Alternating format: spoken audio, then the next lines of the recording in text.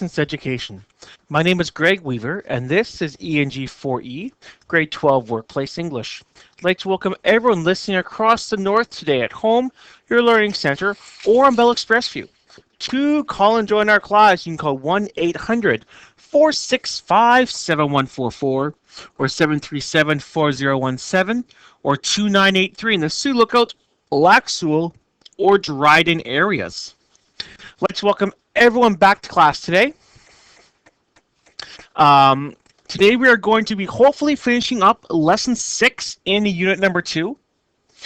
We read chapters 6, 7, and 8 in class yesterday, and then we started exploring our first key question in unit 2. That's what we're going to pick up today. As well, we are going to be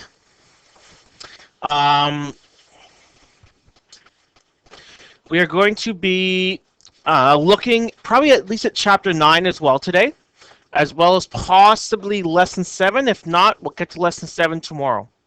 So we're going to pick up where we left off. Before I do that, a couple of announcements. First, we are into our 3rd week of classes now, and I still have yet to receive any work from students. I know there's students who are listening into class, but I've yet to receive any work from them.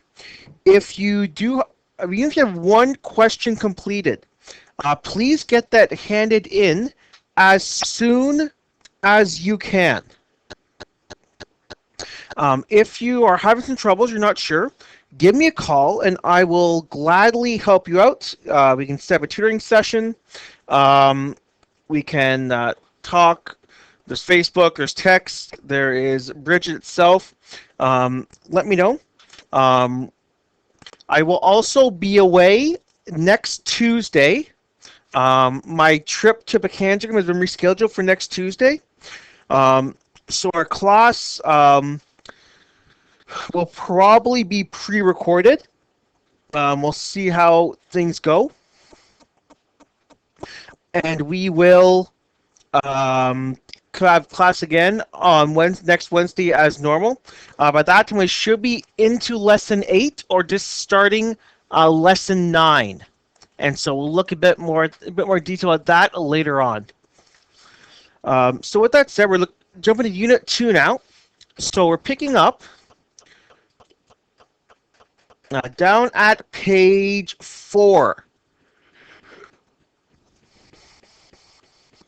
You're looking at key question 19. So key question 19 says, read the following 2 poems carefully and decide which one you would dedicate to Granny Ruth or another strong female figure.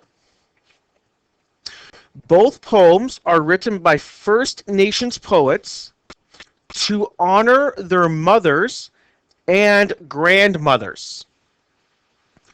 Or, if you don't want to do that, you can research female First Nations poets and find a poem that you like and dedicate it to your own grandmother or another one who's had a significant impact in your life. Your response should be at least 1 paragraph and should explain why you chose that poem.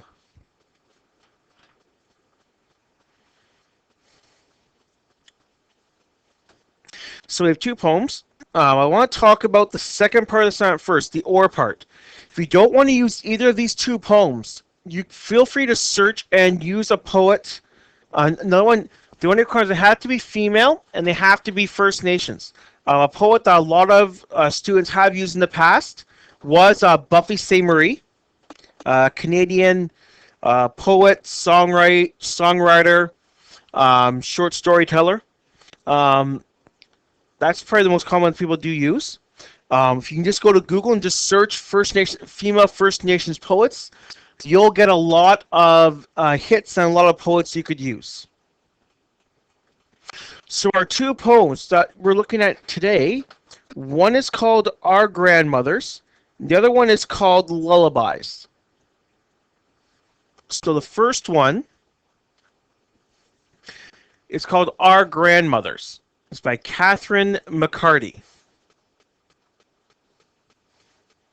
So it says, they spoke of tribes no one has heard of. Sang songs people said made no sense. Celebrated ceremonies that were desecrated. Held on to traditions and prophecies politicians wouldn't either understand. Brought back what was destroyed and told it never existed. When speaking of truth, were alienated. Stood up for themselves, then threatened. Refused to change their name and give it a number. Grew their hair long and forced to cut it. Spoke their own language and were beaten. Died unknowingly and told they had it coming. Wanted freedom, but needed authorization. Crossed the line and were persecuted. They've seen their brothers' scalps in museums, sacred belongings and clothing at auctions. Continued to dance and dress for their days, and saw their designs bearing profit.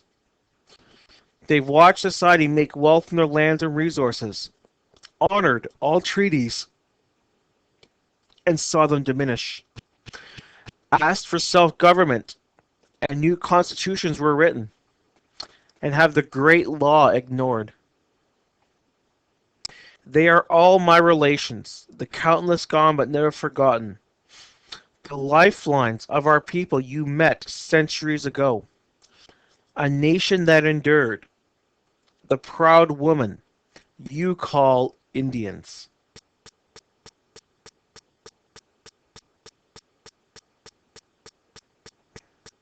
So that's our first one. So think about that. I think it's not just kind of describe any your mother, grandmother, any strong feeling figure that you've encountered so far that's had a good impact on your life. Our other poem is called Lullabies. It's a bit more abstract the way it's structured and set up. So just follow along as we go. One thing to point out, the first poem, the Catherine McCarty poem, she is based, last time I checked, she was based in Ontario. Nicola Campbell, our second poet, is based in BC. So that may affect how you read or understand the poems. So it says Lullabies by Nicola Campbell. So many nights I sat awake and listened. Old Mom, you were speaking Okanagan, speaking with the old ones who came through the door. I sat quietly sometimes pestering you with questions. Belly warm with toast, hot tea, Pacific cream, and sugar.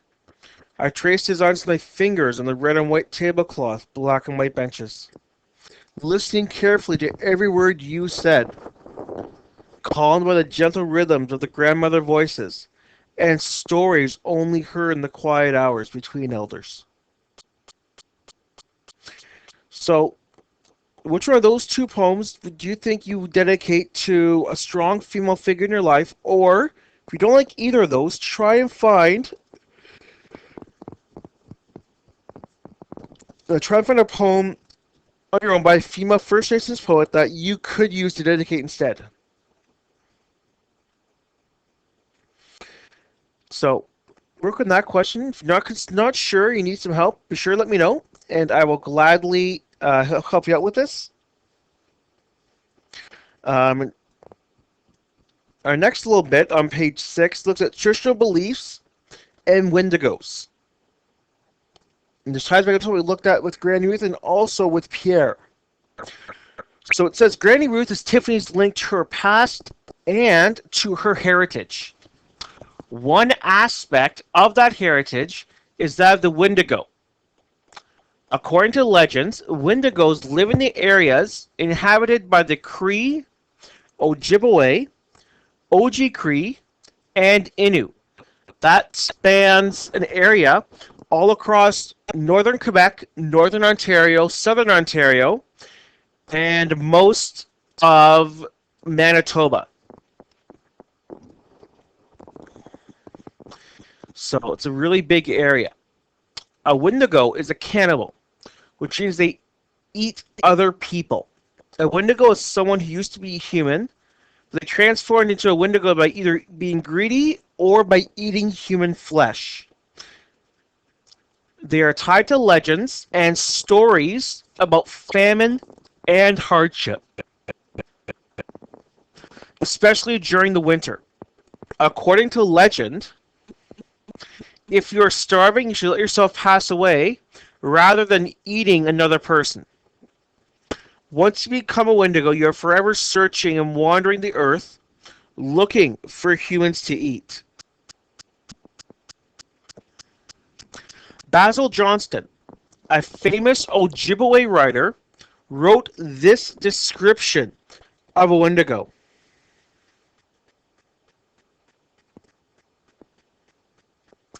The Wendigo was gaunt to the point of emaciation, its dissected skin pulled tautly over its bones. With its bones pushed down against its skin, its complexion the ash gray of death, its eyes pushed back deep into their sockets. The Wendigo looked like a gaunt skeleton recently disinterred from the grave. What lips it had were tattered and bloody. Unclean and suffering from separations of the flesh, the Wendigo gave off a strange and eerie odor of decay and decomposition, of death and corruption. So read it over again just for a few seconds. And think about if that matches, if you've ever even heard this term already. But take a few seconds, just read that over again.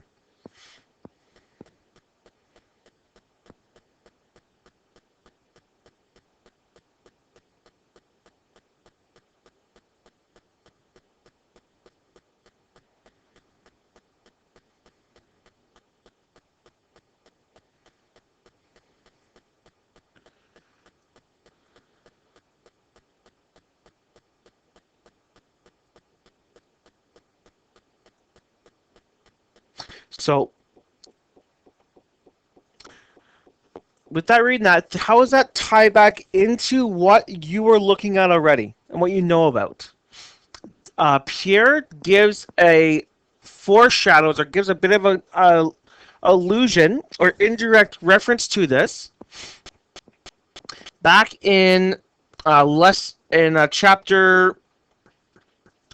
6, when he's driving into town. And he is driving along. He sees Moses, the first person he sees in the reserve.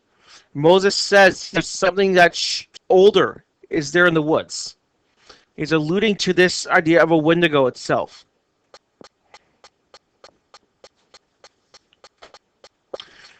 So, the other thing that is vampires. This is a bit different.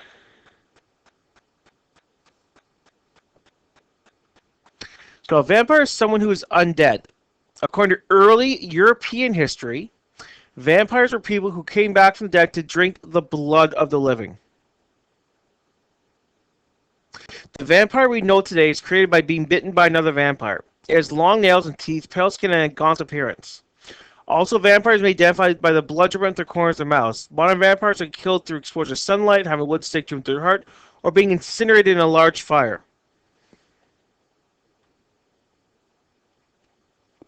So, with that leads to key question 20, and this says, using the following knowledge you just learned about Wendigos and vampires, answer the following question. Either sketch or describe what you think a Wendigo would look like. Sketch or describe what you think a vampire would look like. And then number 3 on the next page, at this point in the novel, we are certain that Pierre L'Errant is not human. Create a list of clues that show he's not human, and using these clues, write an opinion paragraph to explain what you do, be if he's a Wendigo or a vampire. Your response should contain 6 to 8 different points, complete both rough copy and good copy. 14 marks for good copy, 6 for the rough. So I'll give you time to get started.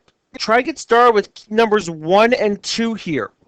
These are the really easy ones to do. We'll come back from a quick break, and we'll talk about number 3 together. But try to get started with numbers 1 and 2. We'll take probably about 4 minutes or so, and then we'll come back and look at number 3. So I'll talk to you then. We are in key question 20. We're going to start now. Look at number 3. That's at our next page. on page 8. So it says, this point in the novel, we are certain that Pierre Laird is not human.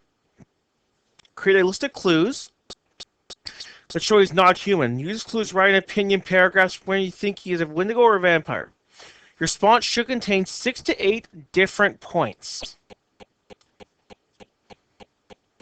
You can be with a rough copy and a good copy. So the way you can set this up, that's pretty straightforward, would be to use a T-chart. It can be done on a scrap piece of paper or on the back side of what you can use for your rough draft. So just like this, one side you could have a vampire, and the other side you can have Wendigo. So think about what you've read so far and just fill in those blanks. Fill in each side. So what are some characteristics he has as a vampire? Well, one could be that he only travels at night.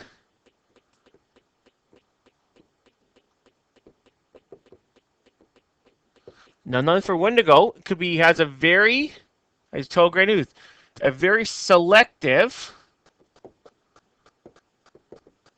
diet. He's very careful with what he eats.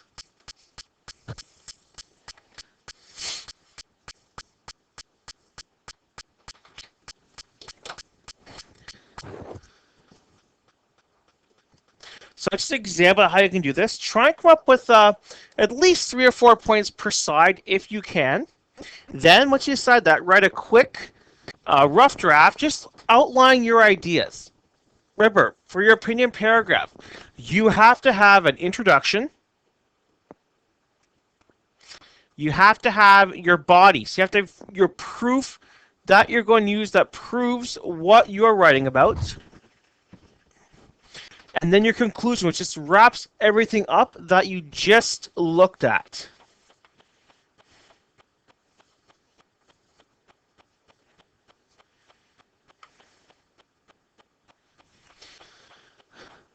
So, then you would turn that into your good copy.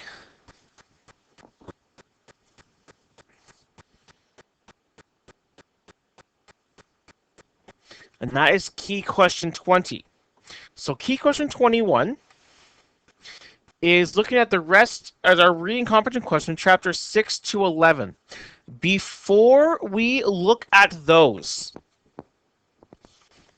I would like to look at least chapter 9 and possibly chapter 10, because that's where, especially chapter 9, you see a lot about Tiffany and Tony's relationship and how the dynamic is in that chapter.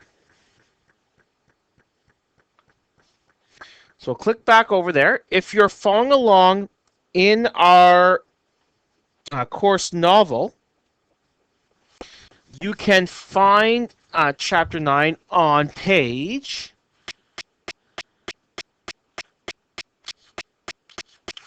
62. Chapter 9 starts on page 62.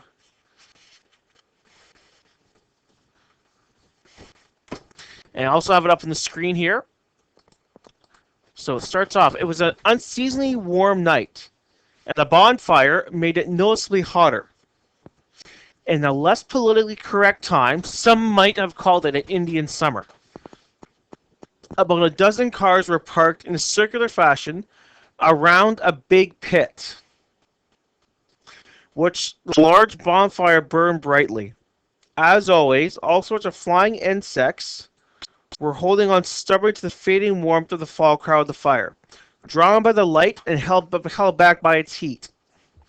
Teens were scattered about the area, sitting on car hoods and dead logs close to the blaze. Still others were walking around the woods farther away. Many are drinking beer, others pop.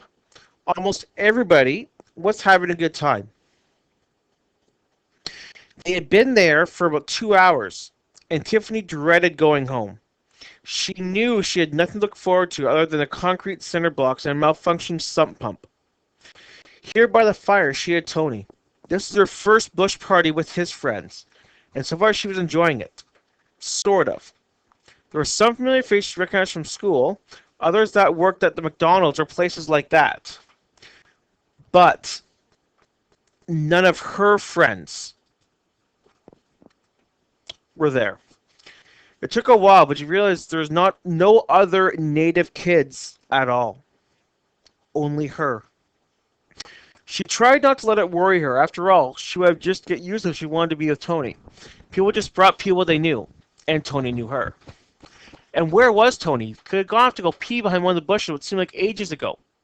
This location had been a favorite hangout for years, resulting in a party practically every weekend until it snowed.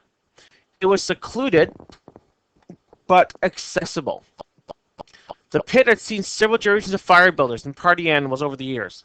As one of the trees and bushes, we emerged dying of urine poisoning. Hey, miss me? Tony slid back on the hood next to her. Tiffany was leaning over to kiss him when she noticed a strong odor. Tony, is that what I think it is? Took off his coat and wrapped around her. Oh, that. Just smoking a joint, that's all. Get into the party mode. So much she minded Tony doing that stuff, or at least she tried to tell herself that. After all, he was a year older than her, and Tiffany Hunter did not consider herself a prude. This very evening, in fact, she had downed 2 beers. And 16-year-olds who drink 2 beers cannot be called prudes, she reasoned. But her mother had been a chain smoker, and the smell of smoke constantly coming out of her mother's clothes, her couch, even their curtains, had dimmed Tiffany's interest in smoking of any kind. I know you don't like it. That's why Mitch and I smoked over there. See, I'm always thinking of you. That sounded like an odd way of thinking to her, but Tiffany decided to let it pass. She didn't want to argue. Instead, she looked around the crowd once more. An awful lot of white faces. Want another beer? Asked Tony. Tiffany took the beer, not sure she wanted another one.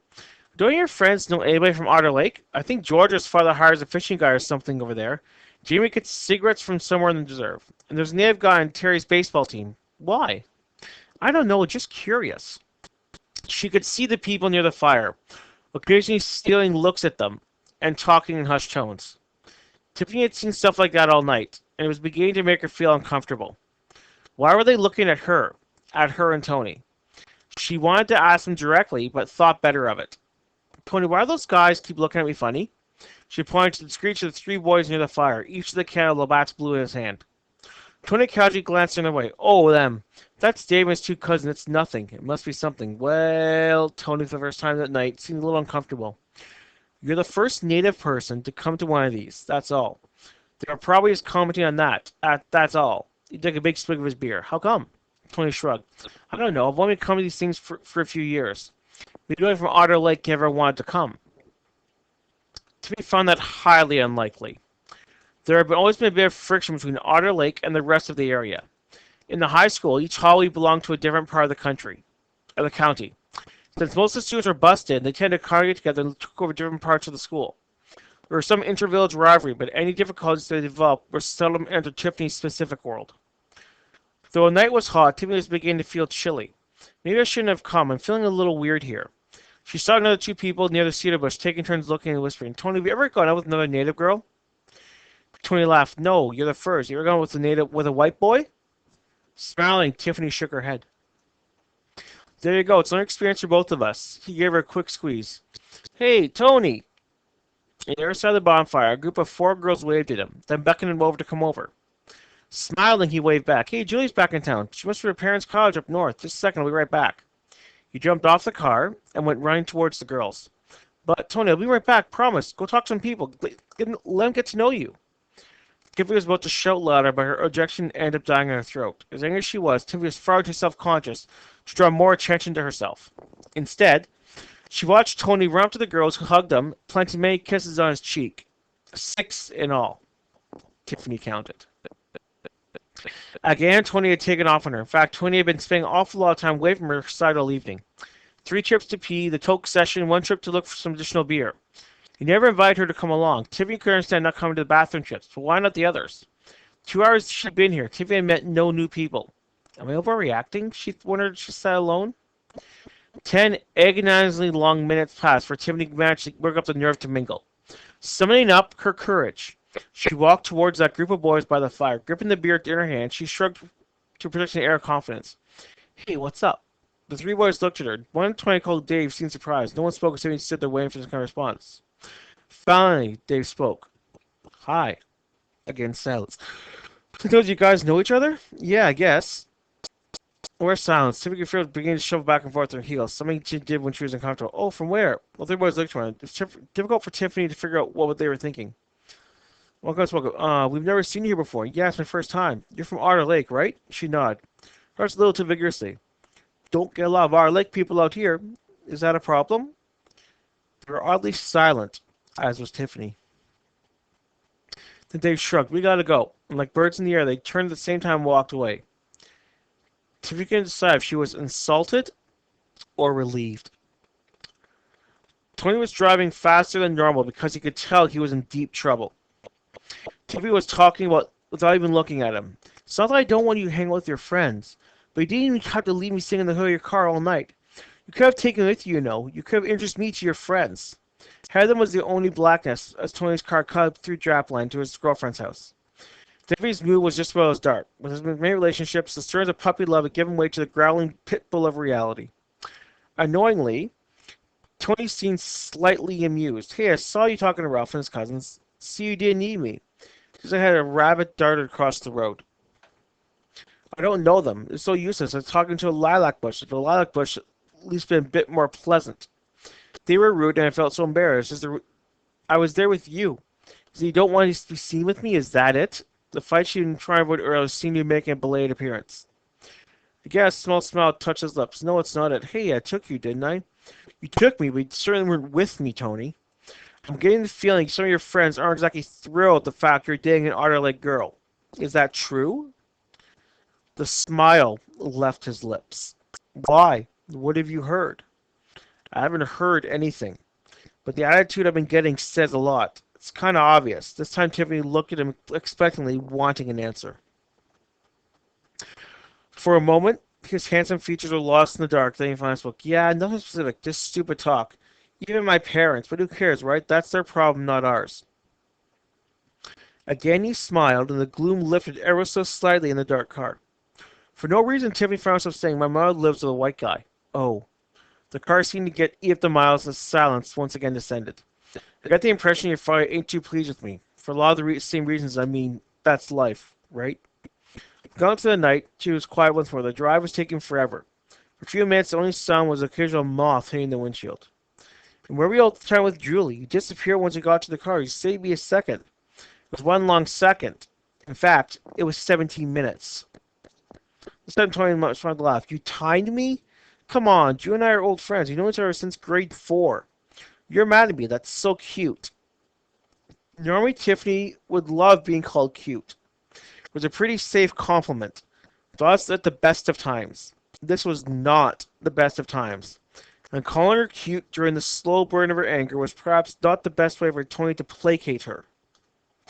She gave him the coldest stare she could muster, which unfortunately was lost in the darkness of the car. I am not cute. This is not cute. I am very mad at you. You know, I took you to that party. I didn't have to. I wanted to. Okay? So things didn't work out as planned, but I did try. How many parties you invited me to Otter Lake? If there was one thing Tiffany hated in her argument, it was somebody daring to throw a log of logic in the angry fire. That's different, and you're changing the subject. He smiled smugly. Uh-huh. I don't go to a lot of parties in Otter Lake. Then Tiffany remembered she was supposed to be partying up with her darling Kim tonight. That was a party. Was she lying to her boyfriend? Christ, how many more things could go wrong tonight? She just wanted to get home. The rest of the ride passed slowly as Tiffany stewed. Upon the arrival at the house, Midnight was oddly silent. Tony knows something else. Hey, look, there's a car in your driveway. It's the camera we saw. The guest, in all the stress, she'd completely forgotten about the guy from Europe. What was his name? Laer or something? It had been a difficult night, a worse ride home. Now she had nothing forward to but sleeping in the basement. The only thing that gave her comfort was a belief that things could get any worse. Then again, the basement had been known to flood during rainstorms. Tony parked the car and turned to her. Oh, so are we okay? She mustered up all the self-confidence she had left to give to tonight's events. Tony, how do you feel about me? After tonight, I need to know. For half a second, Tony seemed to ponder the question with pursed lips. Way too much time for Tiffany to make Tiffany feel comfortable.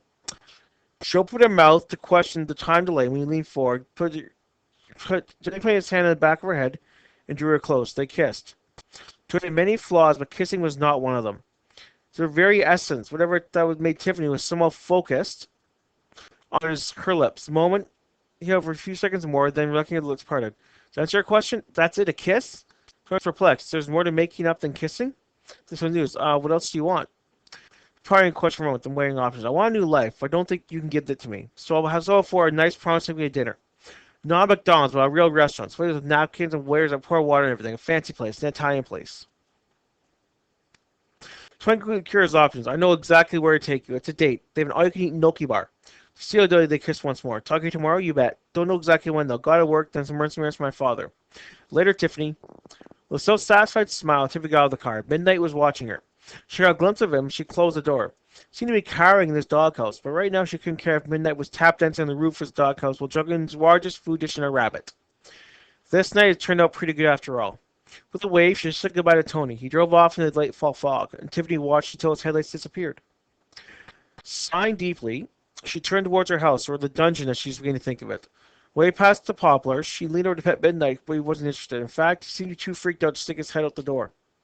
The whole dog seemed to be shaking. Maybe he was sick or something. She had to talk to her dad about that in the morning. For a second, she stood at the bottom of the steps. It was bizarre, almost as she could feel she was being watched. Something was in the woods, had her eyes on her. Having grown up here all her life, she knew the woods were alive with things she would never or rarely see. But tonight was different. There was a curiosity and interest that she'd never felt before. Even the insects decided better to announce their presence. She held her jacket closed and looked over her shoulder. She saw nothing but blackness and night. Boy, these can get spooky, she went to herself. Running up the stairs, Tiffany discovered the latch on the screen door was stuck. It often did that when the temperature changed. It wouldn't open. She struggled with it, trying to be forceful and not wanting to make enough noise to wake up the house. But the more she struggled, the more desperate she felt and didn't understand why. She'd struggled with this latch for most of her teen existence, but for some reason tonight it seemed inordinately important. She had to get in the house now, as if her life depended on it, and she gave the stubborn latch one last strong tug. Miraculously, it came free. The door opened, and she rushed into the house, closing it behind her so quickly that there was a swift whoosh of air that sent the kitchen curtains billowing. Once inside, behind the locked door, she thought she felt better, but the house was more silent than normal this hour. Even that sound of the ticking clock seemed strangely muted. There was nothing else specific that Tony noticed, but something was different. There was an aroma, like one she could feel more than smell, even though it didn't make much sense to her. She took off her jacket to get comfortable, but the feeling of discontent refused to go away.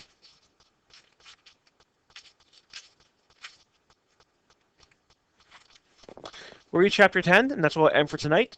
Tiffany knew her father was in bed, sleeping soundly, same with the European guy who really intruded her life. Asleep in a warm, comfy bed, her warm, comfy bed. Still, she wouldn't let that ruin what she managed to salvage from the evening. She had to sleep in the basement, so be it. She could live with that. She had Tony's kiss to keep her warm, but knowing Tony's kiss would probably no effect on spiders, Tiffany snatched a fly swatter in case she had to do battle. Making her way down the creaky stairs, she flicked on the light, the switch that was positioned on the third step.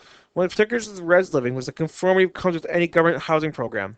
Dozens of houses built in a few years, all from the same blueprint, identical one or two bedroom places that were different only in how they were furnished or landscaped. Yet every house had its own individuality, depending on the whims of the contractors. If a slightly out-of-place lectures can be called individuality. The lone light in the basement came on, but not almost not quite flying the cement and cinder block pile she now called her home. Enter the carpeted domicile, only to see it furnished with some baggage she'd never seen before. This was, "May I help you?" Tiffany had been a cat. Her claws would now have been stuck into their ceiling rafters. Instead, she coughed a slight scream of surprise and stumbled backwards, her hand grabbing the hanging carpet, tearing it from the stapled anchor as she fell at the pseudo bedroom. Crawling away like the demented crab, she sculled directly into the furnace, hitting her head with a resounding thud that echoed in the cavernous basement. Her heart beat wildly. Tiffany struggled to stand, but the carpet had become tangled in her feet. She succeeded in rising partway up to only fall back into the furnace again, once more hitting her head. She grabbed the furnace, dared to stand, but with a strong hand on her upper arm lifted her with surprising ease. Beside her face was in the shadows, was almost halo-like effect around his head from the light bulb behind him, was a man. Above average height, thin, longish hair, she stood in the basement like a shadow. The shadow spoke. "Are you okay?" As he pulled the card from Tiffany, he stepped more directly into the light, revealing his features. Not kind of bad looking for a muncher coming out from the dark. Native, kind of like her Uncle David in a weird way. The adrenaline was still pumping through her veins, but she had managed to subdue the panic long enough to make several conclusions. This must be the man from Europe. But what is he doing in the basement? I said, "Are you okay?" The stranger waited for an answer. Fighting for her breath, she just entered. Yeah, you must see Tiffany. My name is Pierre Laurent. I'm your guest. Will be delighted to know you have your old room back upstairs. Your family already moved your stuff. I'm told there's a note on the kitchen table explaining this. Another note. For a grandma who only made it to grade 6 and a father who barely finished high school and never read much, there was an awful lot of note writing in the family. She cleared her throat. Sorry, you startled me. No, I just got in and thought I was kind of tired and wanted to go to bed. I thought you would still stay in my room. I prefer solitude in the basement. You want to sleep in the basement? Did you do that a lot in Europe? I'm not like most people, he smiled. It suits my needs. Hey, I'm not complaining. Our basement's your basement. Go ahead and have a ball, Miss Laird. As many a simple kiss can change your luck and turn your life around. Pierre, please. Now that she calmed down, she took him in. Kind of cute, made it so much like Uncle David, but still very Indian looking. She was expecting that. Thin in a nice gray shirt, black pants, probably why she didn't see him in the room. But he had an odd way of talking, like he didn't want to open his mouth too wide. She'd seen some ventriloquists on television when she was young. He talked like them, but everyone had their own little oddities. It might be fun to have him around. Europe always a place she thought of visiting once she got old enough to blow this reserve. Maybe you could tell her all the places she should go. How long are you going to be here? Not long. I have some things that need to be done. He picked up the carpet strips and took them back to his room. As they talked, he held the pieces of the rafters and drove in the adjustable stables with his thumb. Practically in no time, he had copied the room back to its original form. Tiffany, at various times in her life, had helped her father with odd jobs around the house, and knew how hard it was the sails were driving to solid wood without help of a staple gun. She was impressed. It's not easy to do. It was necessary. Do you regret or something? You read it with my thumbs? It's just, oh, never mind. She was off. Anyway, sorry for the excitement. Didn't see a note, but no harm done. I'm sorry for interrupting. I think I'll head upstairs now. I'll see you in the morning. I doubt it. I'm more of a night owl. I have a strange schedule and I inform your family don't speak for meals. And Miss Tiffany, yes? I value my privacy, especially during the day. I would appreciate if you value my privacy too. The darkness she had noticed earlier had returned. It was like he was a shadow again. Mr. Pierre, this basement is one of my least favorite places in the world. It's not like there's no reason to come down here. Sleep as late as you want. Good night. With a wave of her hand, she marched upstairs to her newly reclaimed bedroom. Today it had a multitude of ups and downs, but at least it seemed to be settling on and up. She went to her room and decided she'd rearrange everything tomorrow. Tiffany fell in the bed, her head hitting the pillow with a soft whoosh. It was then she discovered the lump on the back of her head from hitting the furnace. Maybe, she thought, wincing, she'd sleep on her stomach. That's what end for tonight. We'll pick this up again tomorrow, as well as finishing up Lesson 6 and starting Lesson 7. If you have any questions, be sure to let me know. Other than that, I'll talk to everyone at the exact same time again tomorrow. Till then, miigwech, and have a good night.